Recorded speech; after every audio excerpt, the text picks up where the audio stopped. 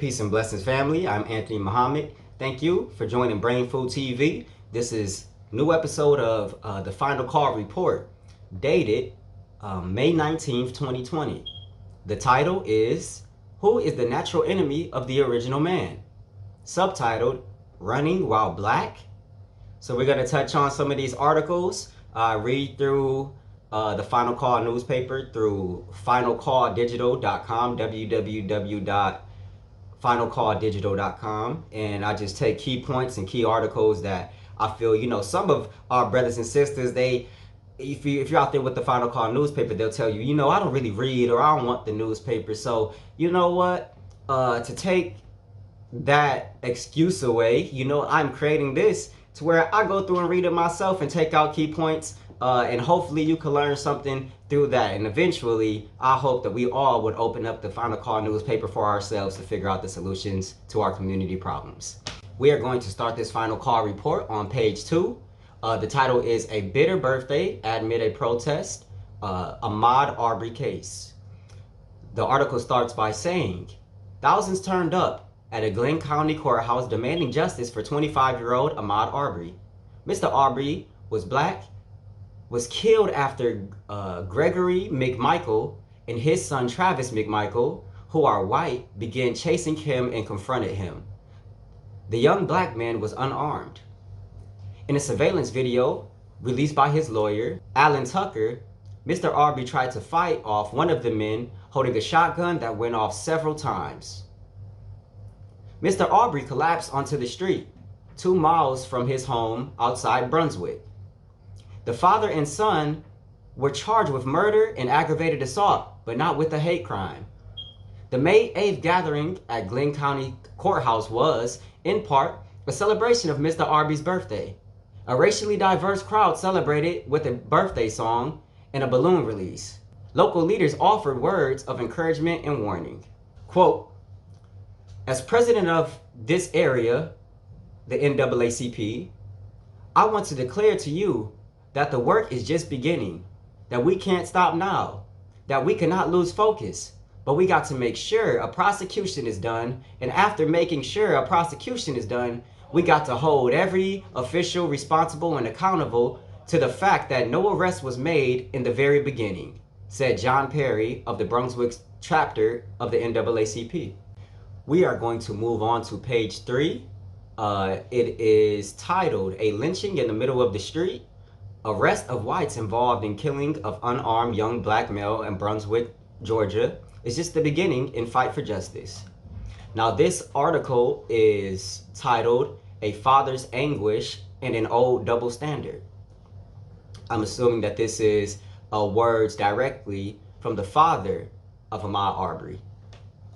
It reads, if me and Ahmad pursued Michael's son and killed him, we'd have been arrested on the spot, said Marcus Aubrey, Ahmad's father, during a virtual press conference.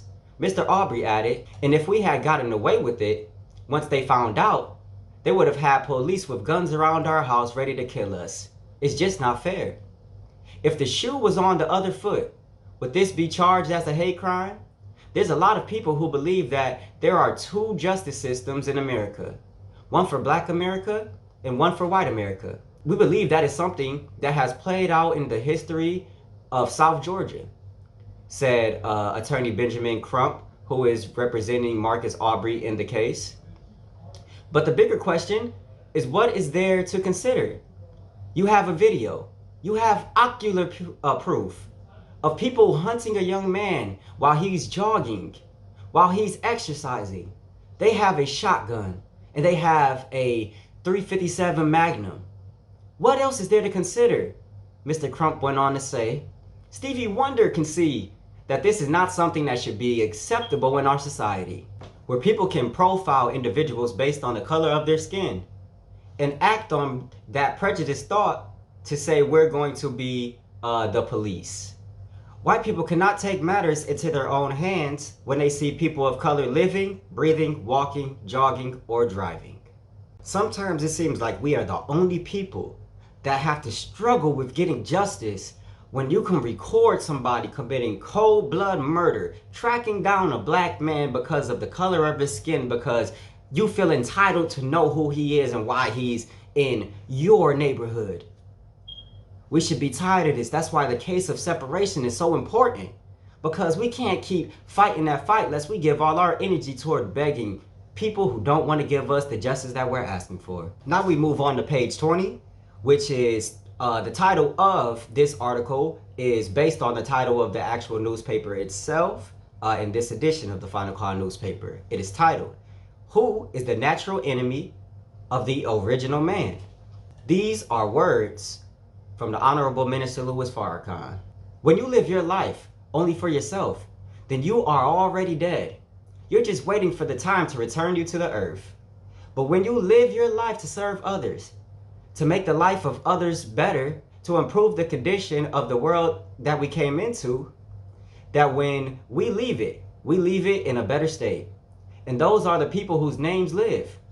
Though physically they are dead, they are honored down through the generations for the sacrifices that they made. Such men and women are those who are our ancestors in the struggle for liberation since our fathers set the soles of their feet in the Western Hemisphere as slaves. Always among us were men and women who fought to make life better for the rest of us.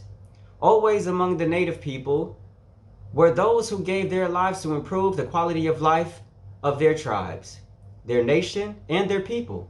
Today we remember Geronimo, we remember Sitting Bull, we remember Marcus Garvey, we remember Nat Turner, we remember Martin Luther King, we remember Malcolm X, and we remember the Honorable Elijah Muhammad. We remember all of those whose shoulders we stand on, as we should. But now, this is our time. We are yet alive. And Jesus said it best. I didn't come into the world to be ministered unto. I came into the world to minister to others. So he said, "He who would be chief among you, let him be your servant." The enemy tried to and was successful in destroying in us that quality of love that makes us desire to serve one another. We are in the condition that we are in because we have been living under an enemy whose purpose was to render us an unthinking, uncaring people that would be perpetual slaves or servants to him and his people and his cause, to build his world, while we never do that for ourselves. Every time after slavery, we built a town. In fact, we built 60 towns. But not one exists today because of the enemy never wants to see you really free. The heading of the next paragraphs are titled, "Satan, the Devil, the Natural Enemy of the Original Man and God." It starts off by saying, when God creates a creature, he gives it a nature that justifies its existence when it behaves as the Creator created it to be. You don't justify your existence by being other than who you are. You justify being here by learning and being yourself. Every creature that God created, he gives it an aim and a purpose that's not written in a book. It's written in the nature of that creature. You and I are the supreme creatures of God. There is nothing greater than the Homo sapien, or a man and woman. Whether you want to believe it or not, there would be no mankind if there were no original man. The original man is you, black man and woman. White people are Johnny-come-latelys to our planet. I'm not making mockery. They were given a purpose and they have fulfilled it. Now we go on to the next few paragraphs on page 20. One subtitled, "Have you noticed that everything in nature has a natural enemy?" Do you like your little bird in the cage? Don't let it around the cat. As you love your bird, you know that the cat is always scheming to get the bird. The cat is always scheming to get the mouse. Though you may have a dog and a cat in your home, you would have to train them for a little to accept each other, but by nature, they are not like that. The next paragraph is subtitled, "Who is your enemy? Who is the natural enemy of God?" Think about it. If everything in nature has an enemy, God has one too. Who is the natural enemy of God? If you said Satan, that's right. We may ask, But God, aren't you the creator of everything? You mean you created an enemy for yourself? What's the yin and the yang in the human being? Everything in nature has an opposite side. So the black man being the original man, you have a natural enemy. Just like God has a natural enemy in Satan, who is always working against God's purpose for man. What did Allah mean in the Holy Quran when he says, they are raised? Two things can't occupy the same place at the same time. If the enemy is up, the people of God are down. So God and Satan are talking about the future, and Satan is telling God, well, I know you're going to judge me and destroy me at some point in time. All of you who read Bible or Quran, or whatever scripture you read or believe in, there is an ultimate battle that is going to take place between God and Satan. Is that right? Both of them are busy. Satan is telling God, because you judge me as erring, cause me to remain disappointed that I am not going to stay around here forever like your people, then I'm going to lie and wait for them right in your straight path, and I'm going to cause all of them to deviate. God replies, whoever follows you, I will certainly fill hell with you all. Satan is always looking for followers, but he wants to take followers out of the path of God. That's heavy business. When you think you're worshiping God, you better check it, because you might be a Satan worshiper unaware. We continue this article on page 22 on the third column. It reads, the woman is the natural complement of what's in the man, and the man is the natural complement of what's in a woman. A woman, according to both the Holy Quran and Bible, she is created as a consoling agent for a man that's doing what God asks him to do. God says to Adam, Adam, multiply, replenish the earth, subdue it. That's my command. As a man, you're supposed to be a producer. The word multiply don't mean just have babies. The word multiply says you are a multiplier. The universe is a multiplicand. And when you tap into this universe, you can extract from it whatever you need to fulfill your purpose in life. But you have to tap into that, and you becoming a producer. Producing is hard work. Do you believe that? A person who is a music producer, that's hard. You have to gather people, put them together, and make something out of nothing. That is a producer. All men are born by nature to be productive. A producer, when he's had a long day of producing, not a hard long day of doing nothing, coming home expecting comfort from a woman. You don't deserve comfort for doing nothing. You're not working. You're not producing. You don't need a woman, because if you have one, now you're becoming a pimp. That's hard language. I know you may not like it, but you can't disprove it. When you don't produce and you are living with a woman that is producing, you're the little boy in the house. And she doesn't need you for sex. They make little toys for that. If you're not producing, she has nothing to do for you. Baby, cook for me a little meal? She'll go, She's mad as all get out, because who wants to cook for somebody that's going to eat but won't work? See, the white man has us all upset with each other because the man doesn't have a job, and the white man sees to that. It further goes on to read later in the article, I have to tell you, brothers, I have never met a dumb woman. When it comes to man, women are very cagey, as in cautious, guarded, frank, direct, and smart and wise when it comes to dealing with men. That's why men seem to want it simple and fall in love with another man who doesn't make natural demands. But if you're going to fall in love with a woman, brother, we're going to have to bring it. I mean, at first it might be easy, you know, a smile and good morning, sweetheart. She bypassed the bad breath and all of that and gives you a little something to eat. Smile. Maybe she even comforts and consoles you with what God has given her as a consoling feature of her being. But after a while, she's very tired of being used to give comfort and consolation to a man who refuses to work and help feed the babies that he's produced. You may not have expected to hear that, but this is the kind of teaching we need. Because if a man finds it easy to take pleasure from a woman that he is not serving to complete her make, then that man is a cheater. And the Quran says, woe to the cheaters, who when they take in full, but when they give less than what was required. Surah 83, verse 1 through 3. Somebody has interfered with the natural way that God wanted us to relate to each other. God never made us to be enemies. Women, enemy of man, men, enemy of women, but there is a natural enemy. We head on to the next few paragraphs, which are subtitled, Proof of Who is Our Natural Open Enemy. It reads, every creature that God created must free itself or be freed from the womb that bore it to pursue its course in life.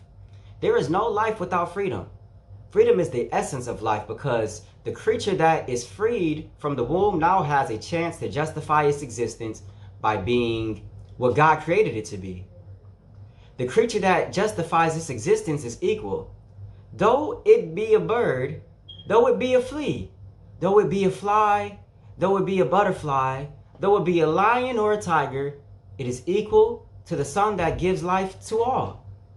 The sun is doing what God created it to do, and the bee and the ant are doing what God created them to do. But somebody came among us. A new world opens up called the Western world. White folks came out to Europe after being confined there for nearly 1,000 years. And they discovered America, but people were already here. So they not only discovered land, they discovered people who are the natural owners of the land.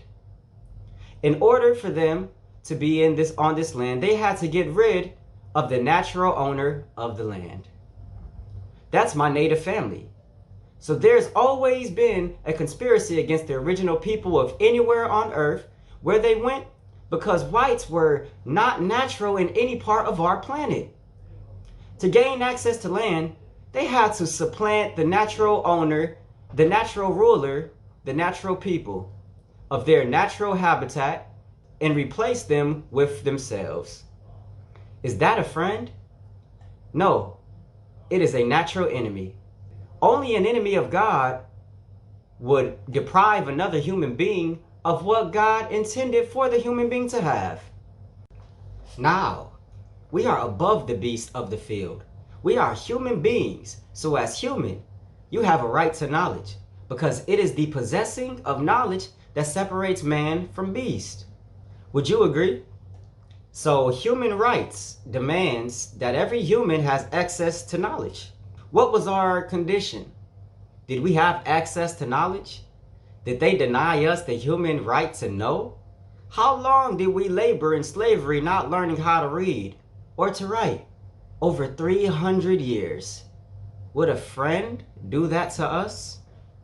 It further goes on to read in this article, I'm not trying to be upsetting, but the white man treats you like this, treats us like this because he sees us as his property.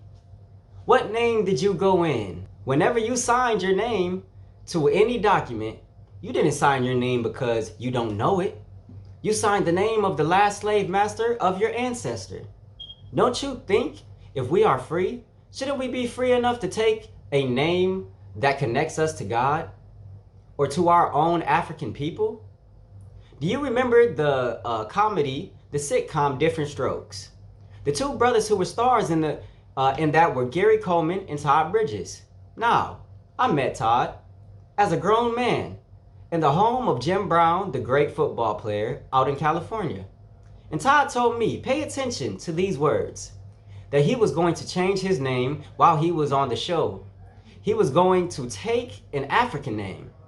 He said he was then visited by the FBI, who told him if he did that type of punishment, that would come to him. If Todd used his fame to show you the road to freedom starts with your right to name yourself. How many of us have somebody in our family who is presently incarcerated? In the 13th Amendment, you are a citizen as long as you don't commit a crime. Because if you commit a crime, that's a felony. They have the right to put you back in slavery again. Go read the 13th Amendment for yourself. Section 1. Neither slavery nor involuntary service or servitude, except as a punishment for crime whereof the party shall have been duly convicted, shall exist within the United States or any place subject to their jurisdiction. Section 2. Congress shall have power to enforce this article by appropriate legislation. How many of our young people that are in prison went there for the sale or possession of a small amount of drugs? If they search you and they have a blunt, joint, reefer, all you had to do is have that in your pocket. And sometimes they'll put it in there and you go to prison. What do you do in prison? You work for Motorola. You work for Fortune 500 companies for little to nothing. When you finish doing your time and come out, do you think you can go to Motorola and get a job paying the legitimate amount? No. They got your labor for free. The whole objective is to turn you back there again. How much recidivism goes on? Our people in prison are slaves and they justify it by falsely accusing us of crimes. Would a friend do that? Would a friend conspire, as in Ferguson, Missouri, to stop people in their cars, charge them with something light that they are not guilty of, extract fines from them, put them in jail, and the fines support city government? That's not just going on in Ferguson. That's Boston. That's New York. That's Hartford, Connecticut, Springfield, Massachusetts, Worcester, Providence, Rhode Island. You are the victim in every city and in society. You have a natural open enemy.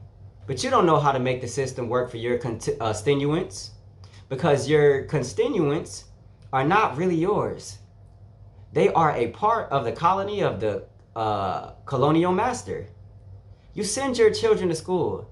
What kind of education are your children getting? They're getting a colonial education.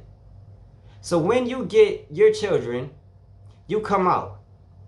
You're not trying to do something for yourself. You're trying to find a white person that will give you a job. Koreans have about 90,000 stores throughout America selling hair products, and you will find that they're all in the black community. So, my dear sisters, the money that you give them, you'll find that there is a black bank in our community. They won't put their money in our bank.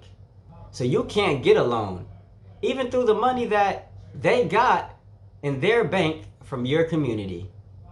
So we have to break up the colonial status of the black community. You can't make this community a decent place to live unless we control the education. Education is a part of the trick. And if the education were right for us, we wouldn't lead in dropout.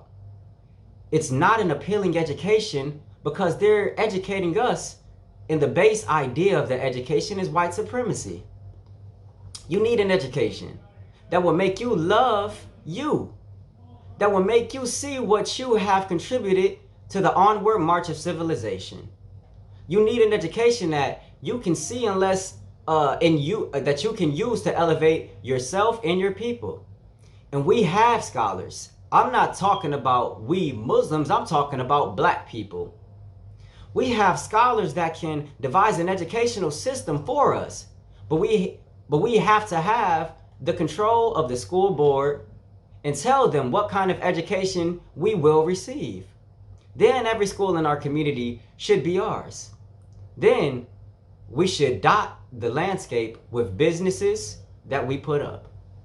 There are a lot of abandoned buildings in our community, sitting around doing nothing. We should take those buildings or buy them, and then with a little bit of money, rehab them.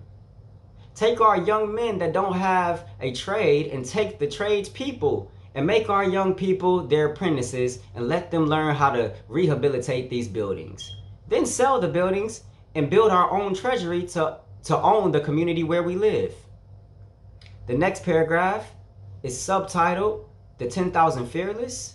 We have to be the ones to stand in between the guns and the gangs. Further goes on to read, these are not bad youth. They are youth that have never been given a proper education and guidance and opportunity to make a better life. That's not for white people to do. That's for you and I to do. I don't see any government being angry with us for wanting to take control of where we live.